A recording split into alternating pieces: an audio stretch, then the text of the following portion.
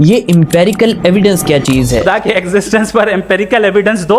یہ فن اس نے سیکھا تھا مدرسے کی ٹوٹی چٹائی پہ بیٹھ کے، اور اسی فن سے نیشنل ڈائس پہ کھڑے ہو کے مفتی شمائل ندوی نے الہاد کا سر جھکا کے رکھ دیا۔ مفتی صاحب نے وہی ساری ٹرمنالوجیز جو ہم مدرسے میں بیٹھ کے عربی میں منطق، فلسفے اور عقیدے میں پڑھتے ہیں، انہی کو انگلش میں ڈیفائن کر کے ایتھیزم کی دنیا ہلا کے رکھ دی۔ مفتی صاحب نے چند ایسی ٹرمنالوجیز استعمال کی ہیں جن کو عام لوگ سمجھ ہی نہیں پائے، تو انشاءاللہ اگلی ریلز میں اور اس ریل میں بھی میں ان ٹرمنالوجیز کو آپ کو ڈیفائن کر کے بتاؤں گا۔ مفتی صاحب نے ڈیبیٹ کے آغاز میں جن اصولوں پر ڈیبیٹ ہوگی اور جن اصولوں پر ڈیبیٹ نہیں ہوگی اس کو واضح کیا۔ اسی میں انہوں نے کہا کہ امپیریکل ایویڈنس کو خدا کے وجود پر سورس آف نالج اور دلیل ہم بنا ہی نہیں سکتے۔ امپیریکل ایویڈنس کہتے ہیں مشاہدے اور تجربے سے کسی چیز کا علم حاصل کرنا، اور بہت سی ایسی چیزیں ہیں جن کے وجود کو ہم مانتے ہیں بغیر کسی امپیریکل ایویڈنس کے، جیسے روح، عقل، شعور، ہوا، ان سب چیزوں کو ہم مانتے ہیں بغیر کسی امپیریکل ایویڈنس اور مشاہدے کے۔ تو کسی چیز کے وجود پر امپیریکل ایویڈنس مانگنا